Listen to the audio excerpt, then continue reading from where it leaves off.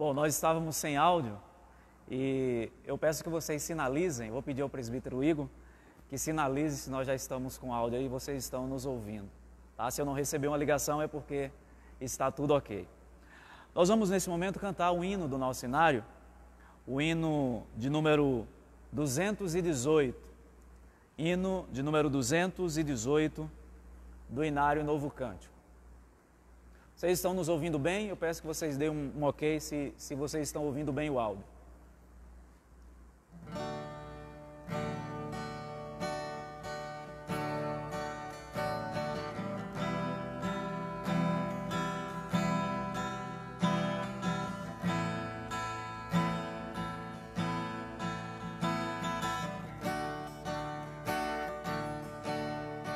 Tua vontade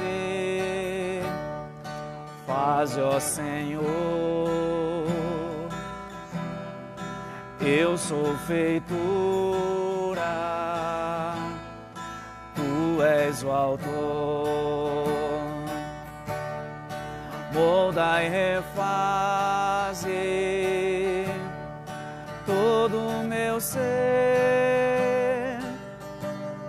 segundo as normas do Teu querer. Tua vontade faz, ó meu Deus,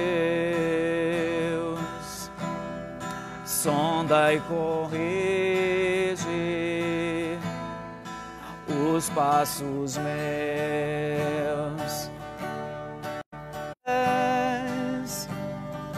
Ouve os meus rogos, eis-me aos Teus pés. Tua vontade faz, ó meu Pai, por ela o crente vive e não cai. Guia minha vida com Tua luz, poder e graça, dá-me Jesus. Tua vontade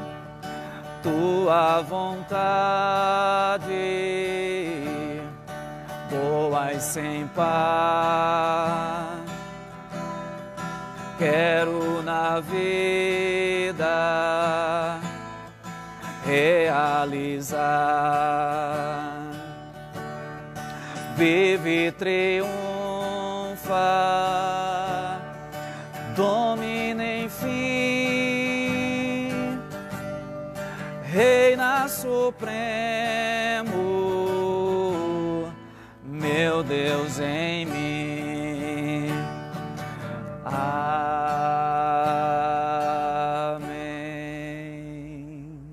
A letra desse hino, o hino 218, Vontade Soberana, é bem apropriada para esse momento que nós estamos vivendo, quando a vontade de Deus muitas vezes nem sempre está de acordo com a nossa vontade, mas a vontade do Senhor é sempre boa, agradável e perfeita na vida daqueles que o amam. Que você possa entender dessa forma a vontade de Deus em todas as coisas. Eu quero ler juntamente com vocês o texto no livro do profeta Daniel, no capítulo 9, nos preparando para o momento da contrição. Livro do profeta Daniel, no capítulo 9, do verso 1 ao verso 10. Você vai acompanhar a leitura do texto da palavra do Senhor, que nos diz assim: No primeiro ano de Dario, filho de Assuero, da linhagem dos Medos, o qual foi constituído rei sobre o reino dos caldeus, no primeiro ano do seu reinado, eu, Daniel, entendi pelos livros que o número de anos de que falara o Senhor ao profeta Jeremias, que haviam de durar as assolações de Jerusalém, era de 70 anos. Voltei o rosto ao Senhor Deus para o buscar com oração e súplicas, com jejum, pano de saco e cinza. Orei ao Senhor, meu Deus, confessei e disse: Ah, Senhor, Deus grande e temível, que guardas a aliança e a misericórdia para com os que te amam e guardam os teus mandamentos. Temos pecado e cometido iniquidades, procedemos perversamente e fomos rebeldes, apartando-nos dos teus mandamentos e dos teus juízos. E não demos ouvidos aos teus servos, os profetas, que em teu nome falaram aos nossos reis, nossos príncipes e nossos pais, como também a todo o povo da terra. A ti, ó Senhor, pertence a justiça, mas a nós o corar de vergonha, como hoje se vê aos homens de Judá, os moradores de Jerusalém, todo Israel, quer os de perto, quer os de longe, em todas as terras por onde os tens lançado, por causa das suas transgressões que cometeram contra ti. Ó Senhor, a nós pertence o corar de vergonha, aos nossos reis, aos nossos príncipes e aos nossos pais, porque temos pecado contra ti. Ao Senhor nosso Deus pertence a misericórdia e o perdão, pois nos temos rebelado contra Ele e não obedecemos à voz do Senhor nosso Deus, para andarmos nas suas leis que nos deu por intermédio de seus servos, os profetas. Aqui está um relato da oração do servo do Senhor, o profeta Daniel, onde ele descreve um pouco a situação do povo de Deus, onde o povo reconhece o pecado, reconhece que não deu ouvido à lei de Deus e não andou conforme as instruções dadas pelos profetas, dadas pelo Senhor por intermédio dos profetas. Nós não somos muito diferentes de Israel. Nós transgredimos as leis de Deus, quebramos os seus pactos, quebramos os mandamentos do Senhor por meio dos nossos atos, palavras, pensamentos, intenções. Também quando nos omitimos de fazer aquilo que é correto, nisso também estamos transgredindo a lei de Deus. Eu gostaria de convidar você nesse momento a orar juntamente comigo. Nós vamos suplicar ao Senhor o seu perdão, a sua misericórdia e a sua compaixão. Onde você estiver nesse momento, feche os seus olhos e nós vamos conversar com o Senhor. Deus de infinita misericórdia e graça, nós recorremos ao Senhor nesse momento, assim como o teu povo fez. Ó Deus, assim como o teu servo, o profeta Daniel fez, apresentando diante do Senhor os pecados do povo, certo, plenamente convicto de que o Senhor o perdoaria. Ó Deus, de que o Senhor perdoaria o teu povo, porque o Senhor é um Deus gracioso, misericordioso e bom, um Deus que não tolera o pecado, porque o pecado afronta a santidade do Senhor. Um Deus também que não tolera o pecador, mas ao mesmo tempo é um Deus perdoador. Um Deus que não rejeita a oração daquele que está com o coração contrito, arrependido dos seus pecados e disposto a voltar-se para o Senhor. Ó Deus, nós queremos te dar toda honra, toda glória e toda exaltação. Muito obrigado pelo perdão em Cristo Jesus. E é com essa confiança, certos do perdão recebido, que nós nos aproximamos do Senhor, como a tua palavra nos diz, em plena certeza de fé. Ó Deus, louvado seja o teu nome pelo perdão em Cristo Jesus. Amém. Nós vamos cantar 2 cânticos ao Senhor nesse momento. O primeiro cântico que nós vamos cantar: sim, eu sei, Senhor, que tu és soberano. Em tempos turbulentos como este que nós estamos vivendo, nós precisamos firmar na nossa memória essa esperança, essa certeza de que Deus é soberano sobre todas as coisas. Sim, eu sei, Senhor, que tu és soberano. Tens os teus caminhos, tens teu próprio plano. Venho, pois, a cada dia, venho cheio de alegria e me coloco em tuas mãos, pois és fiel. Tu és poderoso Sim, eu sei, Senhor, que Tu és poderoso. És um Deus tremendo, Pai de amor bondoso. Venho, pois, a cada dia, venho cheio de alegria e me coloco em Tuas mãos, pois és fiel. Fiel é Tua palavra, ó Senhor. Perfeitos Teus caminhos, meu Senhor. Pois em quem tenho crido, também sei que és poderoso para fazer infinitamente mais, para fazer infinitamente mais do que tudo que pedimos, do que tudo que pedimos, infinitamente mais do que tudo que sentimos, infinitamente mais do que tudo que pensamos, infinitamente mais do que tudo que nós cremos, infinitamente mais. Fiel é Tua palavra, ó Senhor. Perfeitos Teus caminhos, meu Senhor. Pois em quem tenho crido, também sei que és poderoso para fazer infinitamente mais,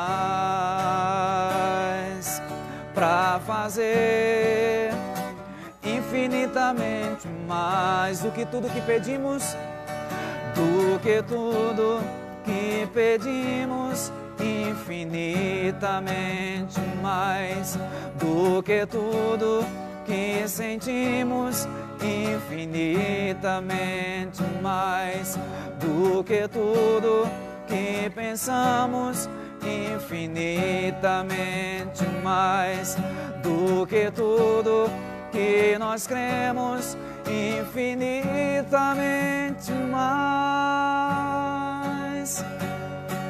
Fiel é Tua palavra, ó Senhor. Perfeitos Teus caminhos, meu Senhor. Pois em quem tenho crido, também sei que és poderoso para fazer infinitamente mais, para fazer infinitamente mais. Há um texto na palavra do Senhor, no segundo livro das Crônicas, que nos diz: se o meu povo, que se chama pelo meu nome, se humilhar e orar e me buscar e se converter dos seus maus caminhos, então eu ouvirei dos céus, perdoarei os seus pecados e sararei a sua terra.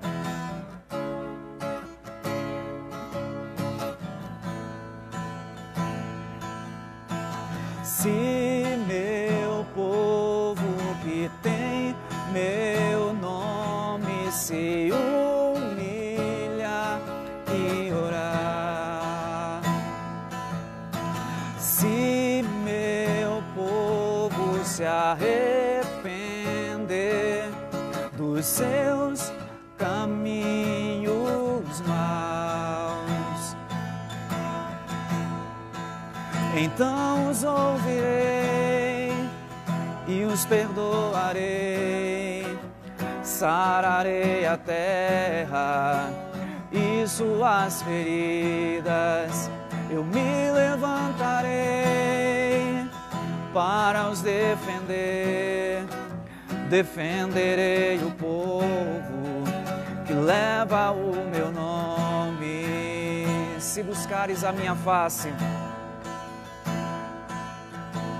Se buscares a minha face ao invés das minhas mãos, se orares uns pelos outros e não por coisas vãs, então os ouvirei e os perdoarei, sararei a terra e suas feridas, eu me levantarei para os defender, defenderei o povo que leva o meu nome, então me lembrarei das minhas promessas, ouvirei as preces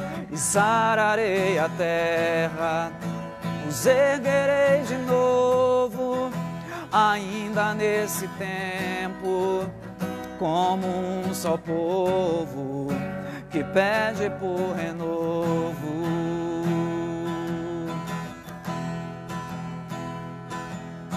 Se meu povo que tem meu nome se humilha e orar, se meu povo se arrepender dos seus caminhos maus, então os ouvirei e os perdoarei, sararei a terra e suas feridas, eu me levantarei para os defender, defenderei o povo que leva o meu nome. Se buscares a minha face,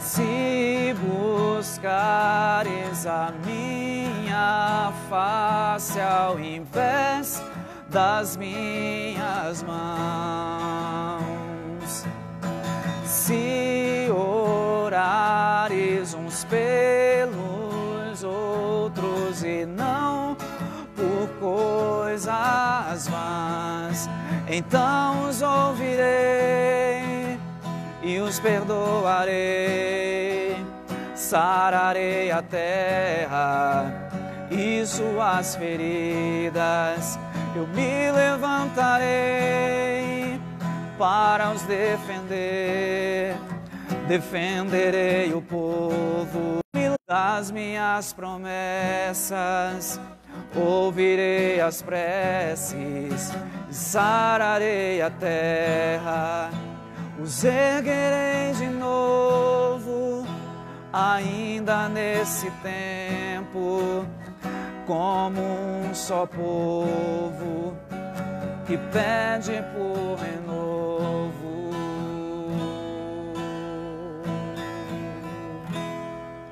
Que esta seja a oração sincera dos nossos corações. Nós cantamos 2 cânticos, onde fizemos algumas declarações ao Senhor. No primeiro cântico, cantamos infinitamente mais, diz: sim, eu sei, Senhor, que Tu és poderoso, és um Deus tremendo, Pai de amor bondoso. Venho, pois, a cada dia, venho cheio de alegria e me coloco em Tuas mãos, pois és fiel. A primeira estrofe diz: sim, eu sei, Senhor, que Tu és soberano, tens os Teus caminhos, tens Teu próprio plano. Venho, pois, a cada dia, venho cheio de alegria e me coloco em Tuas mãos, pois és fiel. Os planos de Deus, os caminhos de Deus são mais altos do que os nossos, queridos.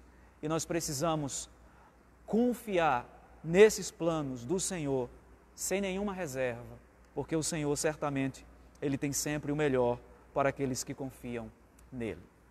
Nesse instante nós vamos fazer mais uma oração, nos preparando para a meditação na palavra do Senhor. Gostaria mais uma vez que você, onde estivesse aí, pudesse curvar a sua cabeça e nós vamos orar ao Senhor. Deus, nós estamos nesse momento em culto ao Senhor. E nesse instante em que vamos abrir a Tua Palavra e meditar nela, rogamos, ó Deus, a iluminação do Teu Espírito, que o Teu Espírito abra a nossa mente, o nosso entendimento, para que possamos compreender corretamente a Tua Palavra. Que o Senhor nos traga a edificação, a exortação, o consolo, o encorajamento, ó Deus, nesses tempos tão turbulentos que nós estamos vivendo. Mas nós temos plena convicção de que o plano do Senhor, o Senhor tem Teu próprio plano, o Senhor é soberano, absoluto, majestoso, um Deus gracioso e bom. E é por isso que nós descansamos as nossas vidas nesta certeza de que todas as coisas cooperam, concorrem para o bem daqueles que amam ao Senhor. Enche o nosso coração com esta certeza, com esta convicção, em nome de Jesus. Amém. Eu quero convidar você a abrir a sua Bíblia no Evangelho segundo escreveu o evangelista Lucas, no capítulo 21. Evangelho segundo Lucas, no capítulo 21. Eu quero fazer a leitura a partir do versículo de número 5 até o verso 19. Lucas, capítulo 21, do verso 5 ao verso 19. Falavam alguns a respeito do templo, como estava ornado de belas pedras e de dádivas. Então disse Jesus: vedes estas coisas? Dias virão em que não ficará pedra sobre pedra que não seja derribada. Perguntou-lhe: mestre, quando sucederá isto? E que sinal haverá de quando essas coisas estiverem para se cumprir? Respondeu ele: vede que não sejais enganados, porque muitos virão em meu nome dizendo: sou eu, e também chegou a hora, não sigais. Quando ouvides falar de guerras e revoluções, não vos assusteis, pois é necessário que primeiro haverá grandes terremotos, epidemias e fome em vários lugares, coisas espantosas e também grandes sinais do céu. Antes, porém, de todas essas coisas, lançarão mão de vós e vos perseguirão, levando-vos à presença de reis e governadores por causa do meu nome. E isto vos acontecerá para que deis testemunho. Assentai, pois, em vosso coração, de não vos preocupardes com o que haveis de responder, porque eu vos darei boca e sabedoria a que não poderão resistir, nem contradizer todos quantos se vos opuserem. E sereis entregues até por vossos pais, irmãos, parentes e amigos, e matarão alguns dentre vós, de todos sereis odiados por causa do meu nome. Contudo, não se perderá um só fio de cabelo da vossa cabeça. É na vossa perseverança que ganhareis a vossa alma. Até aí. Esse é um texto bastante conhecido do Evangelho segundo Lucas. Conta-se a história de que um casal chegou ao gabinete do pastor daquele casal desesperado, e fez uma pergunta ao pastor difícil de ser respondida, pelo menos se você trata a questão de maneira séria. Aquele casal havia acabado de perder o filho, o único filho que eles tinham. E a pergunta que eles fizeram ao pastor foi: pastor, onde Deus estava quando o nosso filho foi levado de uma maneira tão precoce, tão rápida, tão dolorosa? Essa foi a pergunta enfática que o casal fez. O pastor silenciou por algum tempo e no seu íntimo ele suplicou ao Senhor que lhe desse sabedoria para responder àquele casal. E depois de um tempo, aquele pastor respondeu para o casal: no momento em que o filho de vocês morreu, Deus estava exatamente no mesmo lugar em que ele estava quando o filho dele morreu na cruz, entregue por malfeitores e condenado, sentenciado à morte como um malfeitor.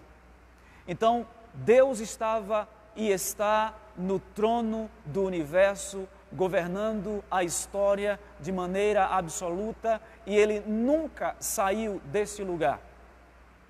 mesmo que alguns eventos nos tomem de surpresa e nos deixem perplexos, e alguns até questionem se de fato Deus existe, e se Ele existe, se Ele é um Deus bom, e se Ele existe é um Deus bom, se Ele é um Deus todo-poderoso, porque não freia as calamidades e os males desse mundo.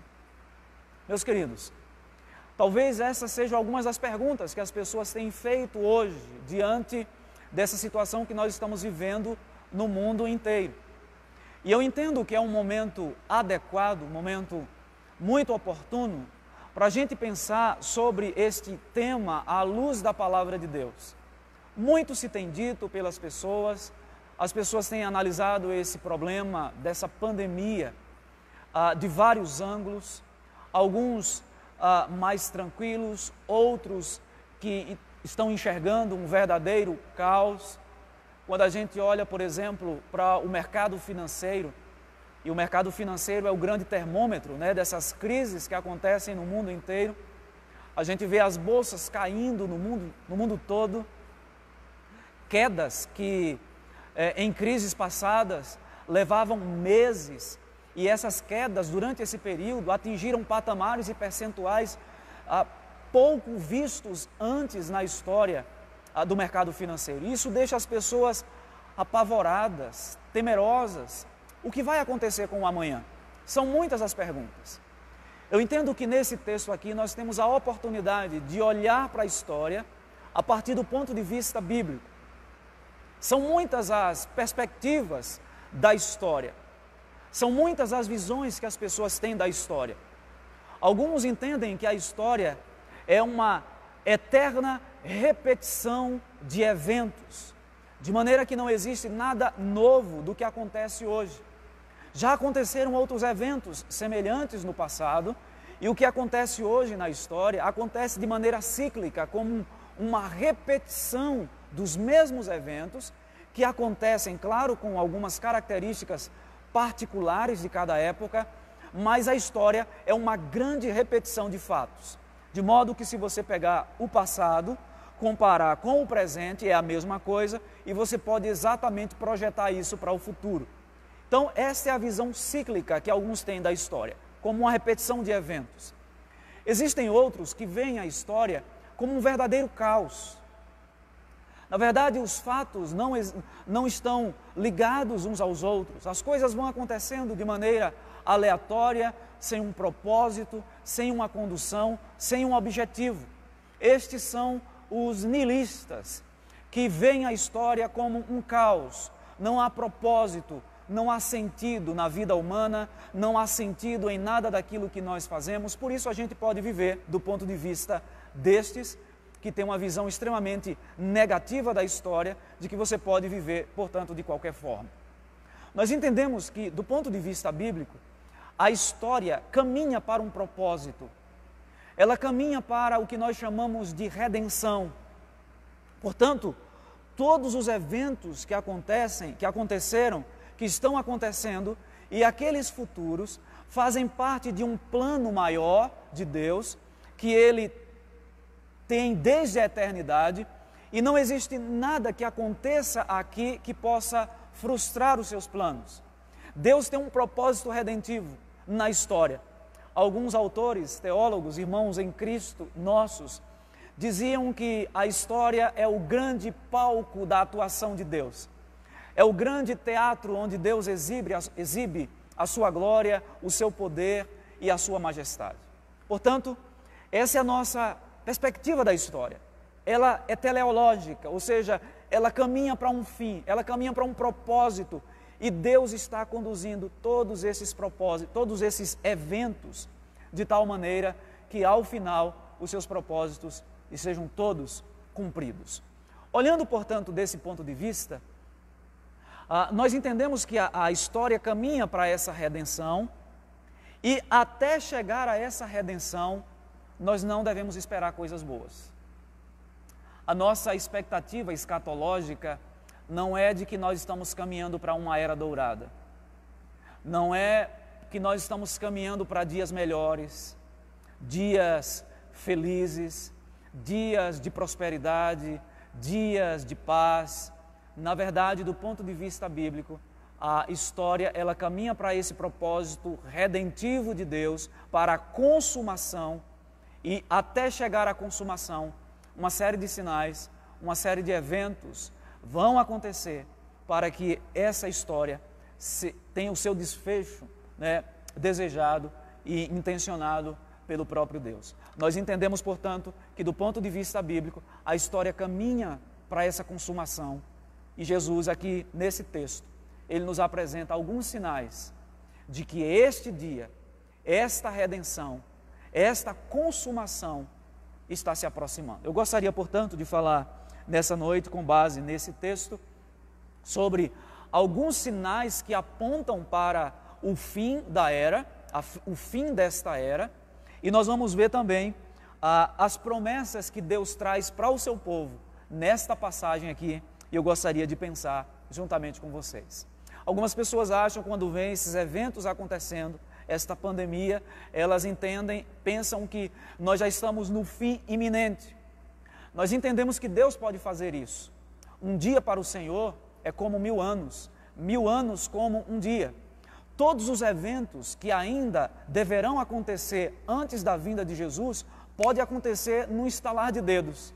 Mas nós entendemos que algumas coisas, do ponto de vista bíblico, ainda precisam acontecer para que a gente chegue no grande dia, o dia da consumação de todas as coisas. Eu gostaria de olhar nesse texto aqui 3 tipos de sinais que Jesus nos mostra, que estes sinais apontam para o retorno glorioso de nosso Senhor Jesus Cristo. Antes, vamos dar uma olhada no que está acontecendo aqui no texto. Se você observar no capítulo 20, se você voltar um pouco, capítulo 20 do Evangelho de Lucas, Jesus faz uma série de pronunciamentos. Esses pronunciamentos estão condensados, estão resumidos nos versículos 45 a 47 do capítulo 20. E se você observar em Mateus capítulo 23 e 24, esses pronunciamentos de Jesus contra os religiosos da época, eles estão mais expandidos, são os ais de Jesus. Ai de vós, escribas e fariseus hipócritas. Então, Jesus está aqui numa demanda com esses religiosos, e Lucas resume um pouco aquilo que Mateus coloca de uma maneira mais expandida. Aí nós chegamos no capítulo 21, depois de Jesus, no capítulo 21, do verso 1 ao verso 3, ao verso 4, diz assim: estando Jesus a observar, viu os ricos lançarem suas ofertas no gasofilácio, viu também certa viúva pobre lançar ali 2 pequenas moedas. Se a gente faz um contraponto com os versos de 1 a 4 do capítulo 21, com o que Jesus tratou anteriormente no capítulo 20, o que Jesus estava querendo mostrar para aqueles homens era: a religião de vocês é uma religião falsa, porque vocês dominam muito bem os conceitos na mente, mas na vida prática vocês são hipócritas. Diferente desta viúva pobre que eu estou aqui observando, e enquanto os ricos depositam a sobra daquilo que eles têm no gasofilácio, esta mulher, ela dá tudo o que ela possuía. Jesus, portanto, queria fazer um contraponto entre a religião institucionalizada dos fariseus, dos escribas e dos doutores da lei na época, com a prática daquela mulher que demonstrou, de fato, o que é a religião verdadeira. Então, depois disso, inicia-se um diálogo entre Jesus e os discípulos, que ficaram observando o templo, depois desse episódio em que Lucas narra aquela viúva pobre depositando no gasofilácio a sua oferta. Os discípulos passam a observar o templo. Esse templo aqui, certamente foi o templo que foi reconstruído ou reformado por Herodes. Um templo suntuoso, um templo muito bonito, um templo cheio de glória, de majestade, de muito ouro. E os discípulos olham para aquele templo e dizem: olha que maravilha esse templo, que templo belíssimo, belas pedras, ornado de belas pedras e dádivas. E aí Jesus diz: vês isso aqui? Não ficará pedra sobre pedra que não seja derribada. Jesus já inicia aqui uma série de profecias que nós chamamos de sermão escatológico. Escatologia, a palavra em teologia, que trata das coisas que são próprias do fim desta era, né? Então Jesus diz assim: vês isso aqui? Não ficará pedra sobre pedra que não seja derribada. Jesus está proferindo aqui algumas palavras que se cumpriram no ano 70 depois de Cristo, quando os romanos destruíram aquele templo, né? E fez em ruínas aquilo que os discípulos estavam admirando. Nós entendemos, portanto, que o que Jesus está falando aqui, tanto nos versículos 5 e 6, quanto dos versos 7 até o verso 19, são eventos que têm um duplo cumprimento. Eles têm um cumprimento, tiveram um cumprimento lá no passado, ele se cumpriu, parte disso aqui se cumpriu no ano 70, quando o templo de Jerusalém foi derrubado, foi destruído pelos romanos, e estes eventos que Jesus descreve aqui também, muitos deles já aconteceram lá no passado, alguns estão ainda acontecendo e outros vão se intensificar mais ainda na medida em que a gente se aproxima do fim. Portanto, o que Jesus está profetizando aqui, em Lucas capítulo 21, são eventos que se cumpriram lá no período apostólico e pós-apostólico e no decorrer de toda a igreja, da história da igreja, até o retorno glorioso de nosso Senhor Jesus Cristo. E Jesus, portanto, fala desses sinais. Quais são os sinais que indicam o início do fim e da esperança bendita? Quais são esses sinais?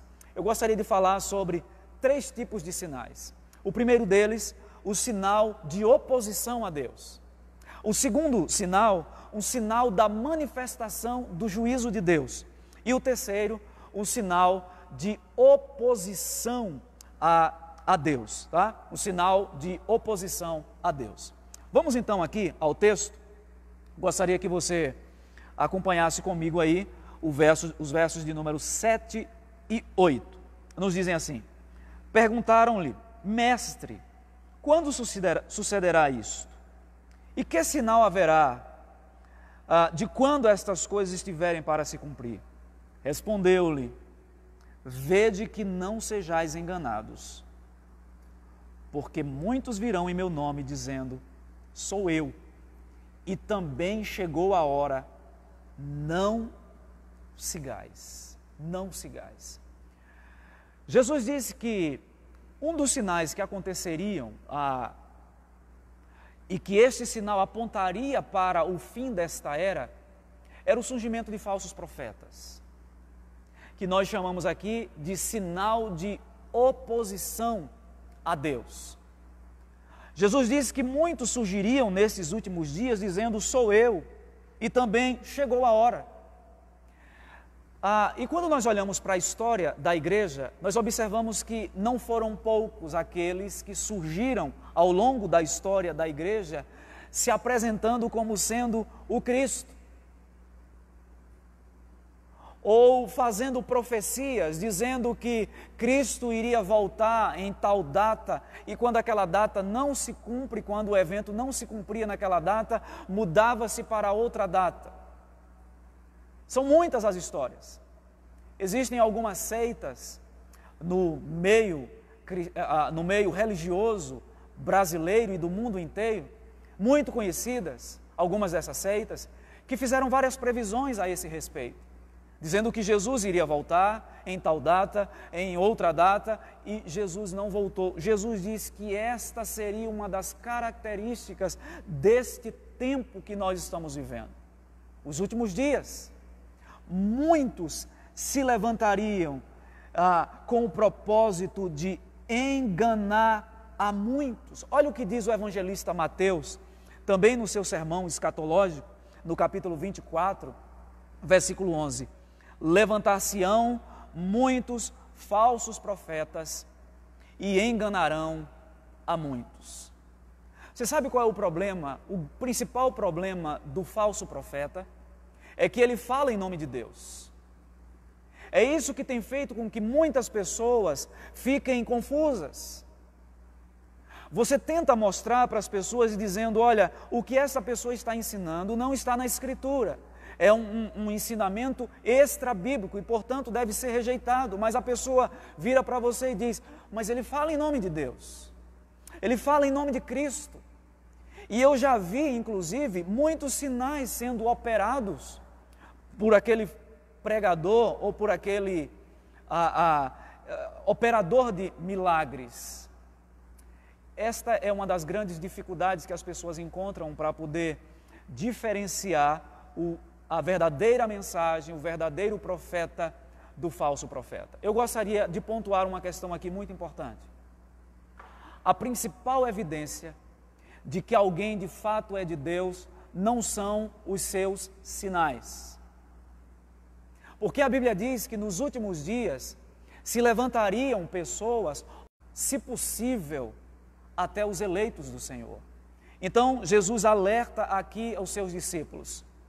Dê uma olhada na história da igreja e você vai ver, por exemplo, que as cartas paulinas, as cartas gerais, muitas delas foram escritas para combater já heresias que surgiam naquela época, já tinham surgido naquela época.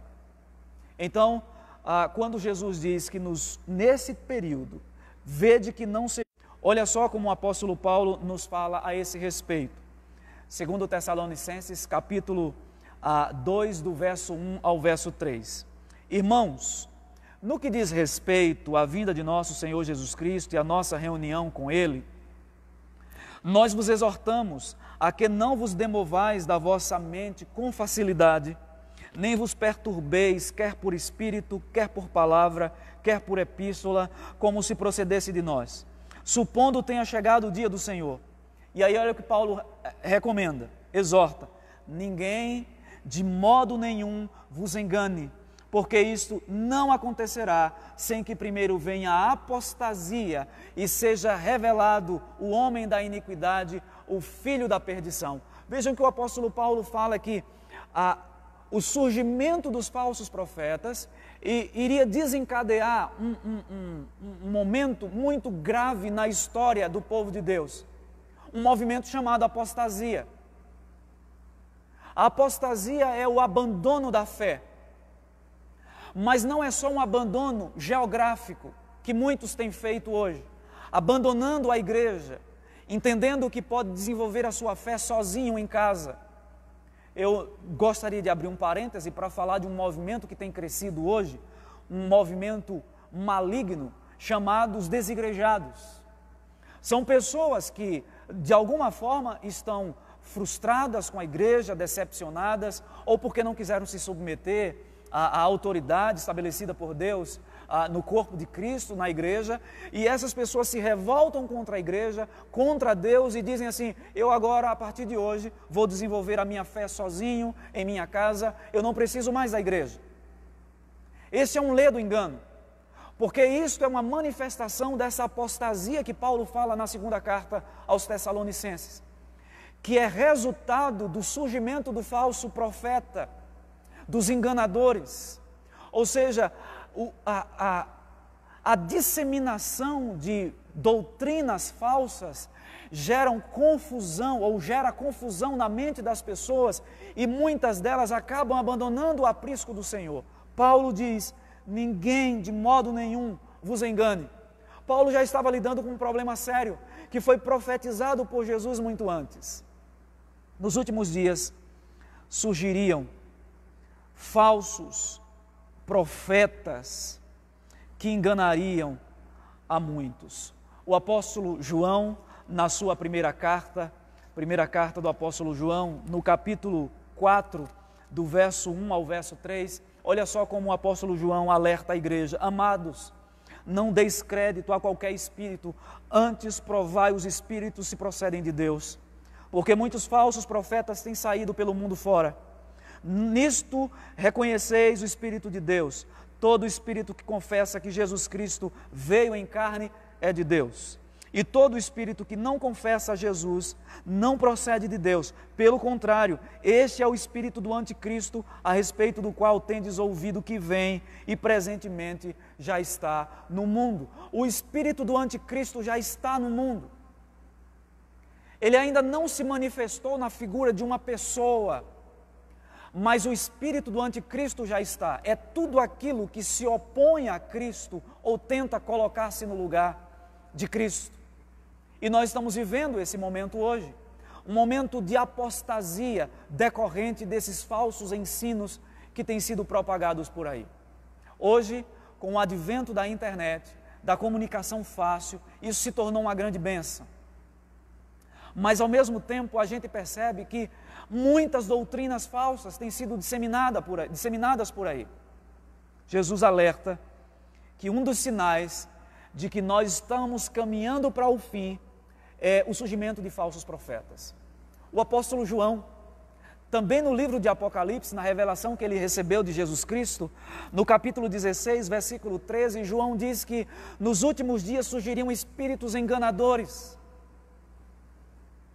E quando essas coisas acontecem, isso serve de sirene para nós, de alerta.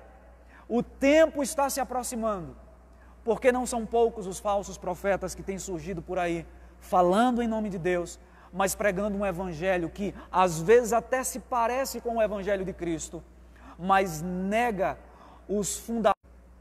É que nós não estamos diferenciando preto do branco, nós estamos diferenciando tons parecidos.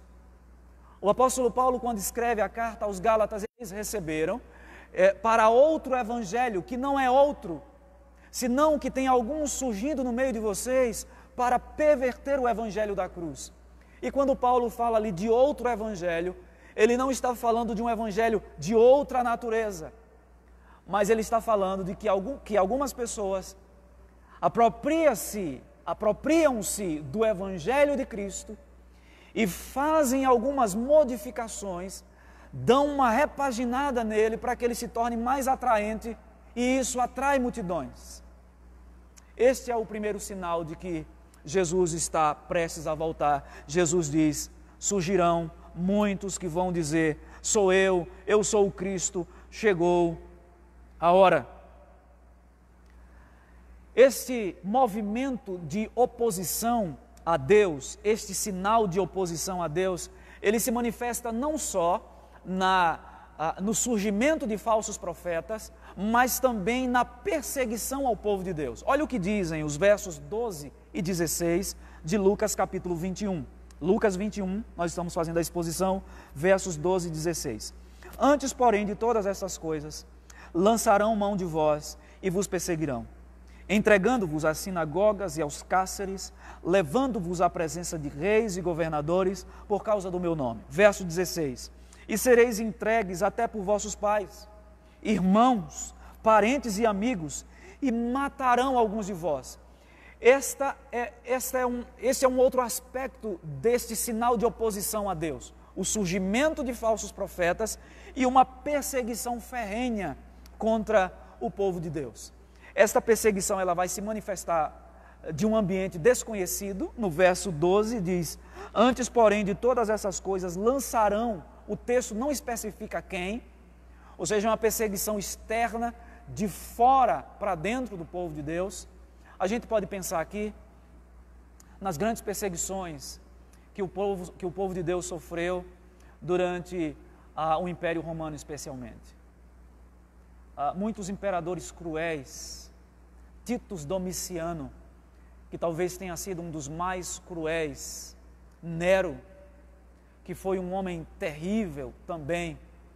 E quando a gente caminha na história, muitos outros foram cruéis e terríveis com o povo de Deus.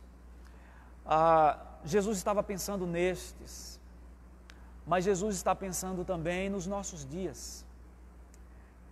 Queridos irmãos, nós vivemos aqui num país onde temos a liberdade de culto prevista na nossa Constituição, que nos dá esse direito, essa liberdade de cultuar ao Senhor livremente, sem qualquer reprimenda, sem qualquer perseguição. Apesar dessa perseguição existir, não existe uma perseguição física, mas existe uma perseguição ideológica. Hoje o povo de Deus tem sido perseguido em vários lugares, de diversas formas, no campo das ideias. Mas existem muitos países aí, mundo afora, que são fechados para a pregação do Evangelho, onde muitos são mortos As notícias dão conta de que em algumas regiões da África, do continente africano, no norte da África especialmente, muitos irmãos estão sendo perseguidos e mortos, um banho de sangue ali. Jesus tinha em mente esses irmãos também. Jesus tinha em mente irmãos que foram mortos durante regimes totalitários. Irmãos que foram mortos debaixo de ditaduras. Muitos foram mortos na época de Hitler, Mao Tse-tung na China e tantos outros movimentos que surgiram com o propósito de abafar e aniquilar o cristianismo. Essa perseguição é um movimento de oposição a Deus, é um movimento direcionado ao povo de Deus, mas é contra Deus especialmente. E nós devemos entender dessa forma. Não é uma perseguição pessoal, não é algo contra a pessoa, mas é algo contra a pessoa de Cristo. Isso nos faz lembrar o texto da conversão do apóstolo Paulo em Atos capítulo 9, quando Saulo vai a Damasco perseguir os cristãos, e no meio do caminho ele tem aquela experiência, e ele cai ao chão, ele vê uma luz, ele cai ao chão, e uma voz que dizia: Saulo, Saulo, por que me persegues? E ele pergunta: quem és tu, Senhor? E a resposta foi: eu sou Jesus a quem tu persegues. Jesus não disse que Saulo perseguia a igreja, mas que perseguia a ele mesmo. Essa perseguição, Jesus disse que iria se manifestar, e é um sinal da oposição que esse mundo tem contra Deus, e Jesus deixa isso muito claro. Mas mais do que isso, no verso 16, Jesus mostra que esta perseguição viria não só dos de fora, mas dos de dentro de casa também. Jesus diz: sereis entregues até por vossos pais, irmãos, parentes e amigos, e matarão alguns dentre vós.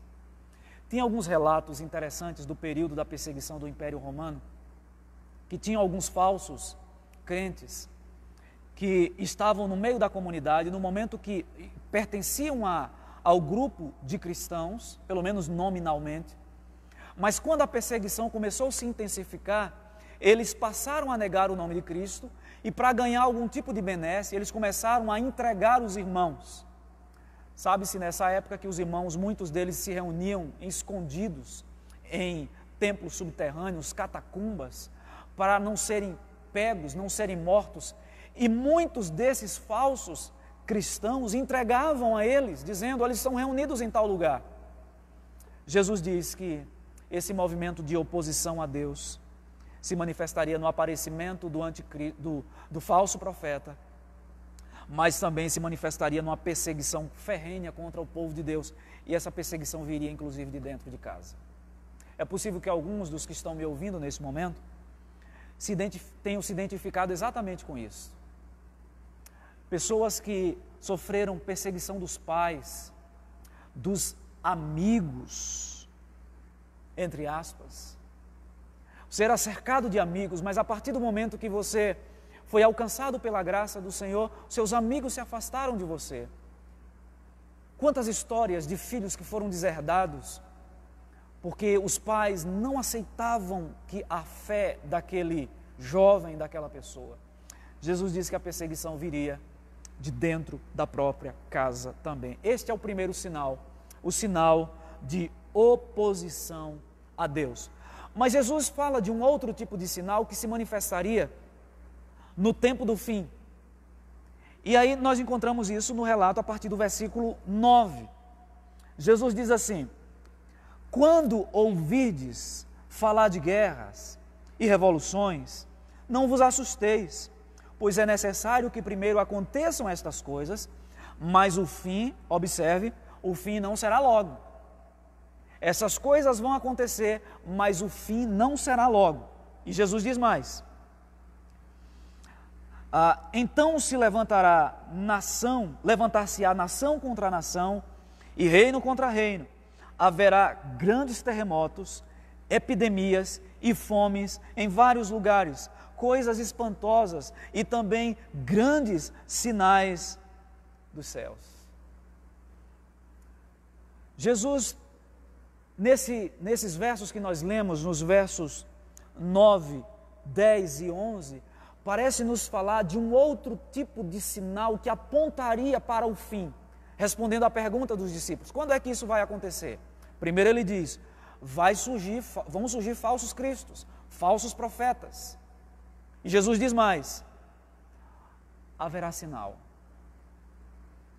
Levantar-se-á nação contra nação, reino contra reino.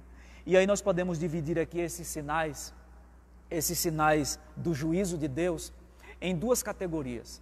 Nós podemos dividir aqueles que são de convulsão social, quando Jesus diz aqui guerras, rumores de guerras, ele fala também de nação contra nação, reino contra reino, e muitas revoluções. É o que nós temos visto desde que o pecado entrou no mundo. Na verdade, desde que o pecado entrou no mundo, nós temos visto o mal crescendo. Em Gênesis capítulo 6, um sujeito valente da família de Tubal-Caim, um rapaz pisa no pé dele e ele mata esse jovem por conta disso. E ele chega para as suas duas mulheres e conta isso como uma vantagem. E no capítulo 6 do livro de Gênesis, Deus diz assim, o texto diz, viu Deus que a maldade no mundo era crescente. E é isso que nós temos visto. Desde que o pecado entrou no mundo, nós temos visto desordem, caos.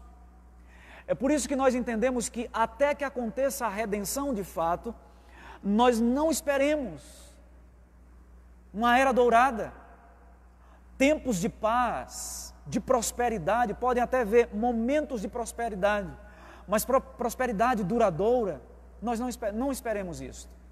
E Jesus diz que haveria convulsão social, guerras, rumores de guerras e revoluções. Quantos morram nos sinais do juízo de Deus, não só das grandes convulsões sociais, mas Jesus fala também no verso 11 sobre a convulsão na natureza.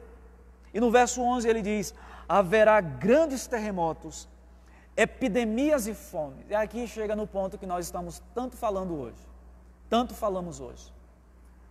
A pandemia do coronavírus. Algumas pessoas dizem, olha, nós já estamos no fim, Jesus vai voltar a qualquer momento. Eu repito para você, meu querido, Jesus pode voltar hoje? Pode.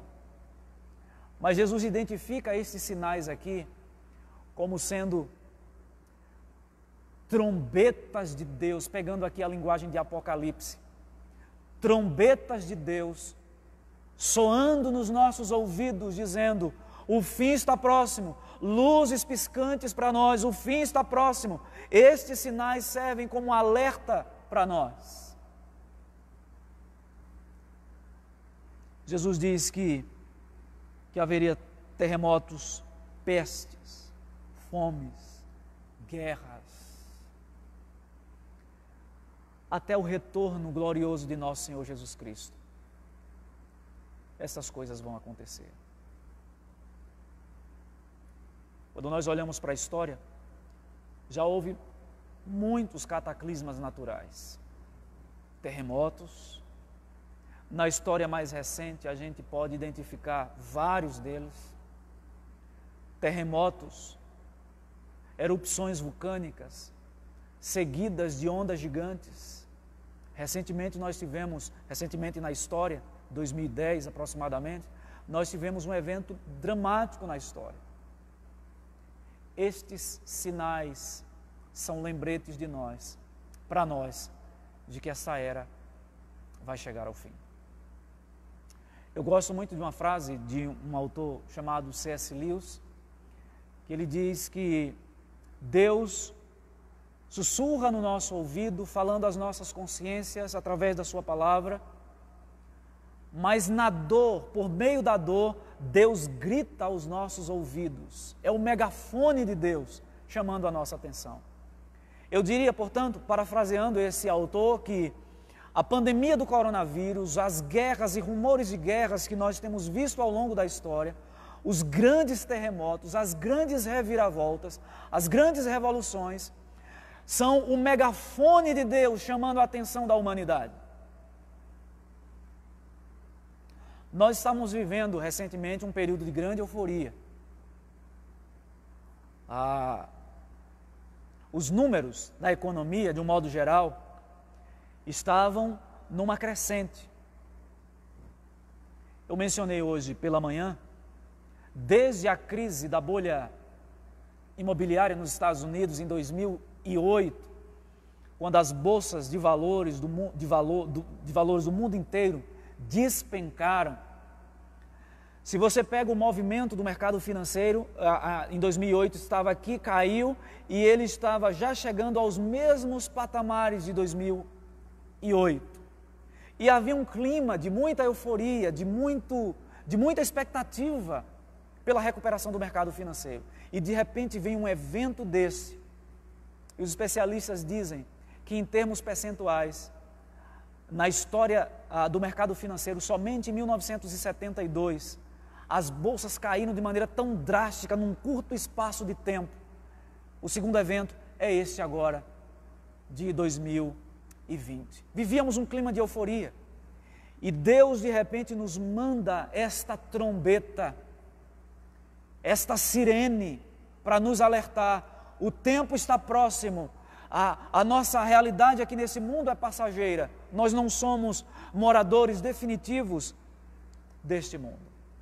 Jesus diz, portanto, que o propósito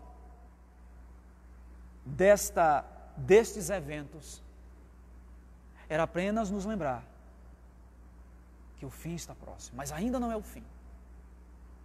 Ainda não é o fim. Eu entendo que a terceira categoria de sinal que Jesus nos fala aqui nesse texto e que aponta para a sua vinda, a sua igreja. O segundo sinal a segunda categoria de sinais são os sinais dos juízos de Deus, ou seja, esses eventos naturais apontam para a ira de Deus sendo derramada sobre este mundo, que já está vivendo dias difíceis, a iniquidade tem crescido. E a terceira categoria de sinais aqui são os sinais, é o sinal da graça de Deus. Vejam que os versos 12 a 17 nos dizem assim: presença de reis e governadores, por causa do meu nome, e isto vos acontecerá para que deis testemunho. Assentai, pois, em vosso coração, de não vos preocupardes com o que haveis de responder, porque eu vos darei boca e sabedoria, que não poderão resistir, nem contradizer todos quantos se vos opuserem. Vejam que Jesus diz no verso de número 12, que antes destas coisas lançarão mão de vocês e perseguirão. E o verso 13, sabe o que é que Jesus diz? Que os discípulos seriam perseguidos, e isto acontecerá para que deis testemunho. Em todo esse caos que nós estamos vendo, aparente, eu falo caos do ponto de vista humano, porque do ponto de vista de Deus não há caos nenhum. Ele está no controle de todas as coisas e nada fugirá do seu controle. Mas da perspectiva humana, quando a gente olha para esses eventos, o mundo está um caos. Quarentena, já se fala até em estado de sítio. Em alguns países, como por exemplo Itália, a polícia na rua, impedindo que a população saia, porque realmente não pode sair. Aproveita aqui, abre um parêntese. Siga as orientações das autoridades competentes. A sua fé é responsável. Um autor chamado John Stott, ele diz que crer também é pensar. Não devemos dar uma de super-heróis e sair por aí dizendo: eu vou sair porque Deus é comigo e nós vamos abrir os nossos templos e vamos continuar realizando os nossos cultos. Sigam as orientações. Crer também é pensar, é ter bom senso. Então, quando nós olhamos para as coisas e percebemos que está um caos, Deus diz: vão perseguir vocês. Essas coisas vão acontecer. para que vocês possam dar testemunho. E Jesus diz que a perseguição era por causa do seu nome. Não se enganem. A perseguição ideológica que é encampada contra a igreja hoje, não é contra a igreja. Essa perseguição ideológica que tem hoje é contra Cristo.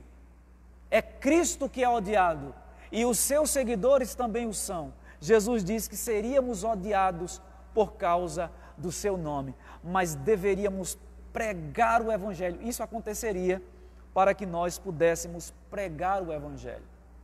Eu tenho dito que a igreja nunca se deu muito bem em tempos de paz e de bonança. Quando nós olhamos para a história bíblica, a história do antigo povo de Deus, olhamos para a história da igreja no Novo Testamento, pós-apostólico, e ao longo da Idade Média e nos nossos dias, sempre que a igreja desfrutou de momentos de bonança, de paz, tudo está em ordem, a igreja tende a se acomodar em diversas áreas, em quase todas as esferas. A perseguição, Jesus diz aqui, que seria um instrumento, que é um instrumento de Deus para levantar a igreja para pregar o Evangelho. Meus queridos irmãos, Deus está nos dando uma grande oportunidade de pregar o Evangelho para esta nação, para este mundo, apontando a esperança verdadeira, não uma esperança nas coisas do aqui e agora, mas a esperança verdadeira, uma esperança duradoura, uma esperança que não dura alguns anos apenas, mas a esperança final, a esperança definitiva. Não a esperança nos tesouros desse mundo, que a traça corrói, o ladrão rouba, perde valor. Mas Deus está nos dando uma grande oportunidade de dizer a esse mundo: existe esperança em meio ao caos. É isso que Jesus diz. E isto vos acontecerá, versículo 13, para que deis testemunho. A igreja não pode se calar. Nós não podemos emudecer a voz. Devemos levantar a voz como um arauto e proclamar as verdades benditas de nosso Senhor e Salvador Jesus Cristo. Devemos fazer como os arautos que faziam nas histórias antigas, que proclamavam, que anunciavam os perigos que se aproximavam da cidade, que tocavam as trombetas para que os exércitos se aprontassem para a guerra, que alertavam as autoridades dos perigos. Precisamos, como igreja, levantar a voz e ser arauto de Deus nesta nação e neste mundo que está perdido, perplexo. As pessoas precisam de esperança. Amigos seus estão em dúvida se vão continuar nos seus empregos. Amigos seus estão em dúvida se vão ter dinheiro para pagar a mensalidade da escola dos filhos. Parentes seus, pessoas conhecidas e desconhecidas, estão preocupadas com o amanhã. E a igreja tem o dever de pregar o Evangelho para essas pessoas e socorrê-las e ter o coração compassivo, assim como aquela viúva pobre que Jesus conta a história dela nos versos 1 ao verso 4 de Lucas capítulo 21. E mais do que nunca a igreja vai precisar fazer isso. Observe que Jesus diz que depois da epidemia, ele fala, haverá grandes terremotos, epidemias e fome. Há uma sequência lógica aqui no texto.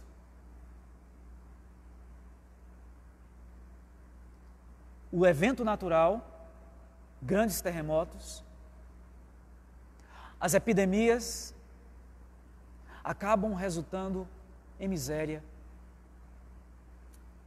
e fome. Nós vimos um dado recentemente, e agora nessa crise atual, E a partir dessa semana, acredito que nós já vamos começar a perceber isso. Os comércios estão fechando. As pessoas estão em toque de recolher. Não vão poder trabalhar. O comércio não funciona. Não gira recursos. E um efeito em cadeia há de se esperar. E devemos clamar a Deus que tenha misericórdia. E aquilo que estiver ao nosso alcance, devemos fazer no sentido de socorrer aqueles que estão necessitados e carentes do Senhor. Queridos irmãos, amigos que nos ouvem neste momento, Deus está nos dando nesta crise, nessa situação histórica, a oportunidade de pregar o Evangelho. E quando eu falo pregar o Evangelho, eu me refiro a todo o conselho de Deus. Eu me refiro às passagens que falam acerca da nossa condição espiritual,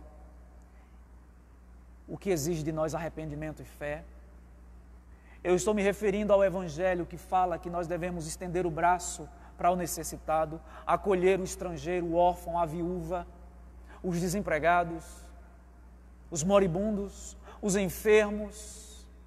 É o Evangelho na sua integralidade que deve ser pregado.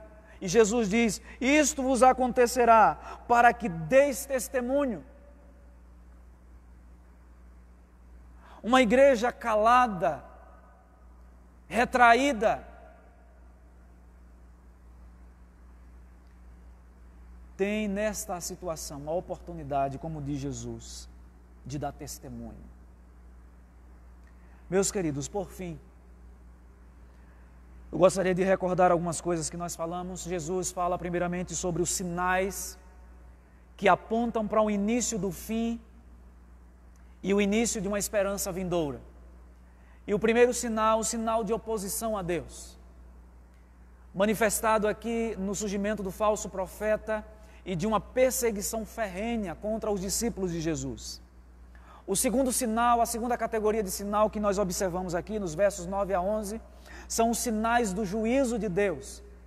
Catástrofes, coisas espantosas acontecendo. Esses são os sinais de que Deus está derramando da sua ira sobre este mundo, tocando as suas trombetas, nos alertando. E o terceiro sinal, o sinal da graça de Deus, o Evangelho sendo pregado em toda parte, levando esperança para as pessoas que estão carentes dela. Eu gostaria de concluir esse sermão nessa noite, olhando para os versos 18 e também o verso 19, que nos dizem assim: contudo, não se perderá um só fio de cabelo da vossa cabeça.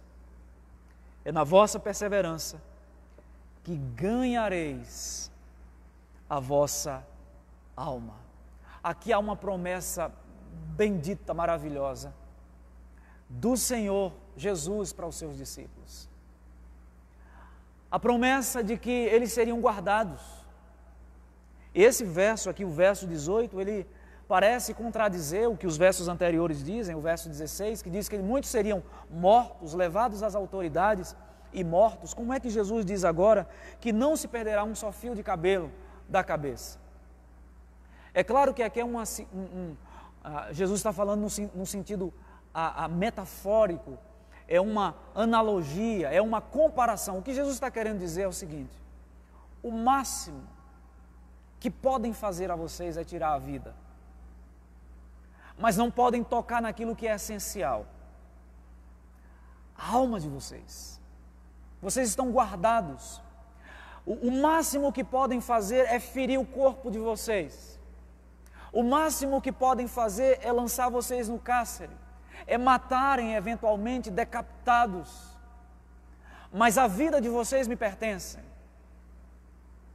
Ou seja, e mesmo que isto aconteça, que vocês sejam mortos, tudo vai acontecer conforme o propósito determinado por Deus. Não cairá um fio de cabelo da cabeça de vocês sem propósito algum. Quando Jesus diz que não se perderá nenhum só fio de cabelo, É claro que ele não está falando aqui fisicamente, porque muitos desses irmãos foram trucidados, foram esmagados por sistemas políticos, econômicos, religiosos, perversos. E essa promessa de Jesus é que me faz lembrar de João capítulo 10, quando ele se apresenta ali como o supremo pastor, que tem as suas ovelhas em suas mãos, e ele diz: aquilo que o meu Pai me dá, ninguém pode arrebatar das minhas mãos, é meu, é meu, nada, nem ninguém pode nos arrebatar das mãos do supremo pastor. Repito, o máximo que os homens podem nos fazer, ou que as calamidades desse mundo podem nos fazer, é causar danos físicos, existenciais do aqui e agora.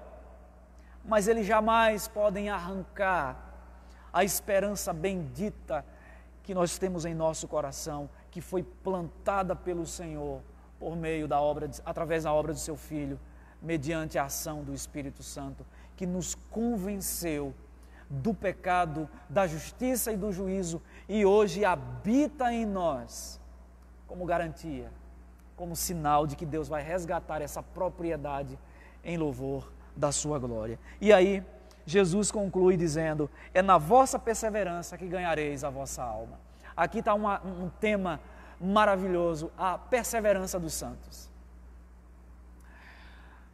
Deus nos guarda, e essa salvação está garantida pelo Senhor, não é por causa de nós, mas é porque o Senhor nos segura em suas mãos.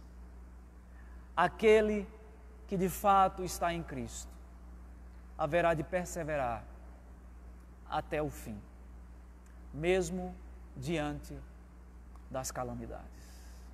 Queridos, onde Deus estava quando Ele permitiu que esse vírus surgisse na China? Onde Deus estava quando permitiu que hoje mais de 3.000 pessoas tenham morrido na Itália? Onde Deus estava? Onde Deus está neste momento? Eu respondo para você, sem a menor dúvida, que Deus está no mesmo lugar em que Ele estava, em que sempre esteve, no trono do universo, governando todas as coisas, para a manifestação da sua glória, para a exibição do seu poder, nesse grande palco que é a história, que nós entendemos que não é cíclica, ela não é uma repetição de eventos sem propósito. A história também não é um caos, nós não temos uma visão nihilista da história. A história é teleológica, ela caminha para um propósito, a consumação de todas as coisas. O dia em que Deus vai pôr um fim às epidemias, às guerras, aos rumores de guerras, aos terremotos, à fome, à miséria, à violência. Tudo isso vai ter fim na consumação de todas as coisas. Eu gostaria que você voltasse os seus olhos para o Senhor. Não coloque os seus olhos nas circunstâncias. As circunstâncias são adversas, as circunstâncias são pavorosas, mas eu quero convidá-lo nessa noite a olhar para Cristo Jesus, que deu essa palavra de orientação e de consolo para os seus discípulos, naquele momento em que, e posteriormente, em que o mar estava revolto, nas grandes perseguições. Hoje o mar está revolto. A epidemia tem se espalhado por toda parte. Mas o Mestre, Ele tem poder para acalmar esta tempestade e a pior de todas as tempestades que nós enfrentamos, que são as tempestades do nosso coração. Que Deus em Cristo Jesus possa te fortalecer. Nós vamos cantar um hino do nosso inário, o hino Sossegai. Se você tem um inário aí na sua Bíblia, eu gostaria que você cantasse juntamente conosco. A estrofe desse hino nos diz assim: as ondas atendem o meu mandar, sossegai, sejam encapelado o mar, a ira dos homens, o gênio do mal, tais águas não podem a nau tragar, que leva o Senhor, Rei dos céus e mar, pois todos ouvem o meu mandar, sossegai, sossegai, sossegue o seu coração no Senhor. Seja o coronavírus encapelado, violento, que impõe medo, sejam guerras, o Mestre está no controle de todas as coisas.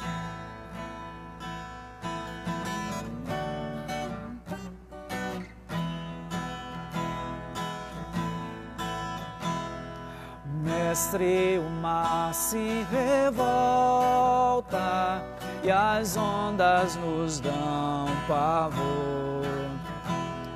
O céu se reveste de trevas, não temos um Salvador.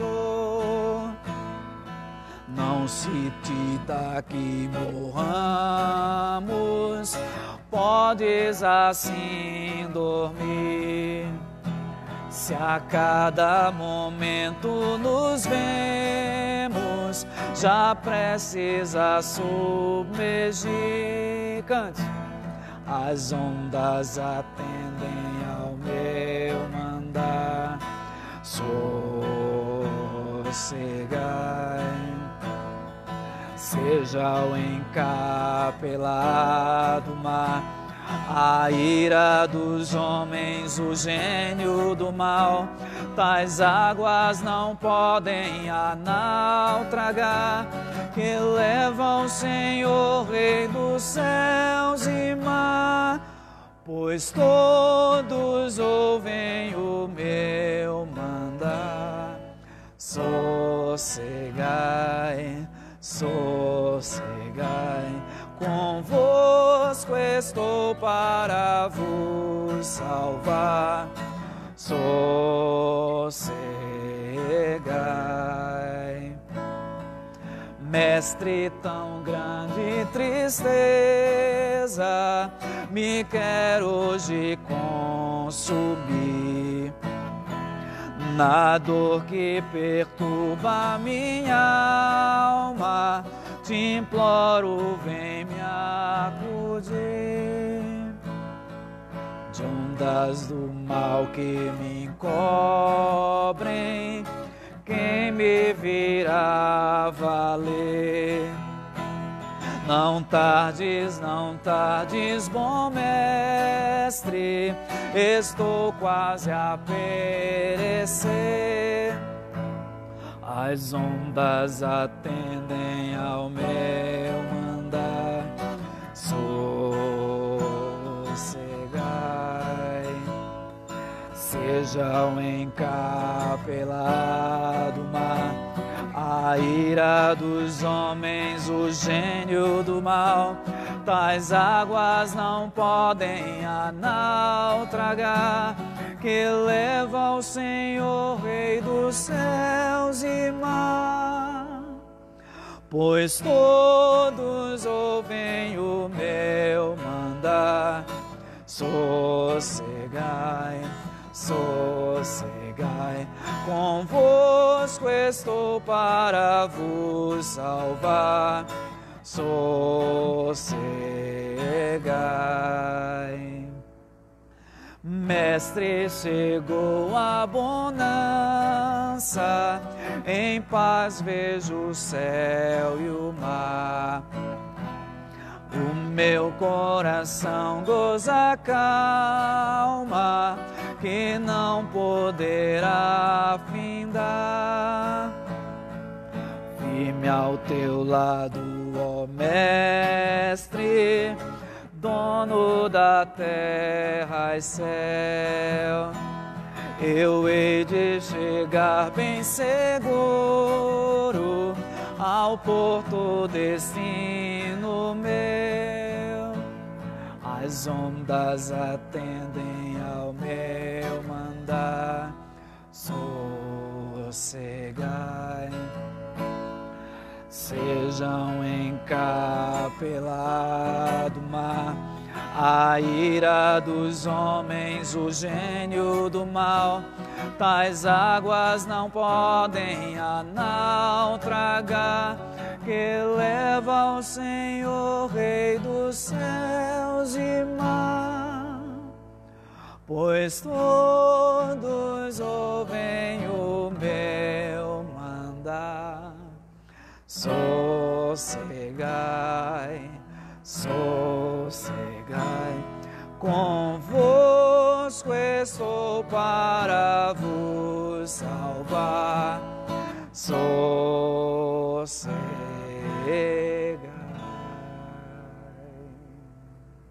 Amém. Vamos orar ao Senhor nesse instante. Ó Deus, muitas vezes as ondas que batem sobre nós parecem nos levar à ruína, sucumbir. Mas nós cremos que o Senhor tem poder sobre a criação, porque todas as coisas tu criastes. E o Senhor tem poder sobre as maldições que o pecado trouxe à criação. Tempestades no mar, terremotos, epidemias, pandemias. Ó Deus, e nós queremos suplicar nesse momento, Senhor, a Tua misericórdia sobre nós. Estamos vivendo um tempo difícil. E nós queremos rogar, ó Deus, a Tua compaixão. Intercedemos, ó Deus, pelo mundo. A Tua igreja, no dia de hoje, fez as suas orações, súplicas, jejuns, por esse tempo calamitoso que estamos vivendo. Ouve tudo o céu, Senhor, e tem misericórdia do povo. Ó Deus, eu quero te pedir nesse momento que o Senhor sossegue a alma daquele que está aflito. Pais de família, Senhor, que estão preocupados com o dia de amanhã. Empresários que não sabem como as suas empresas atravessarão esta crise, se vão resistir. Ó Deus, sossega o coração. Traz sossego à nossa alma, Senhor. Traz a Tua paz, a doce paz, que acalma as tensões do coração, que remove as preocupações da nossa alma. Ó Deus, nós rogamos estas bênçãos, no nome e para a glória de Teu Filho, o nosso bendito Salvador Jesus Cristo. Amém. E a graça de nosso Senhor e Salvador Jesus Cristo, que o amor de Deus, o nosso eterno Pai, a comunhão, o poder e as consolações eternas do Divino Espírito Santo repousem sobre vós e sobre todo o povo de Deus em toda a face da terra, agora e para sempre. Amém. Eu quero nesse momento agradecer a você que esteve conosco durante todo esse tempo. A nossa palavra final é que você siga as orientações das autoridades e procure ajuda, procure refúgio, não se isole. Se você estiver muito mal, e acredito que é possível que isso aconteça, peça ajuda. Tem sempre alguém disposto a lhe ajudar, lhe socorrer, lhe amparar. Você aqui de Jacobina, você conhece a igreja presbiteriana e conhece outras igrejas aqui da cidade. Nós ficamos aqui na avenida principal da cidade, Avenida Orlando Oliveira Pires, Avenida Beira Rio. Então, precisando de ajuda, de socorro, nos procure. Não passe as suas aflições sozinhos. Deus te abençoe, te fortaleça e, como nós acabamos de cantar, traga sossego, o Senhor traga sossego à sua alma. Deus abençoe você e sua família e te dê uma semana abençoadora.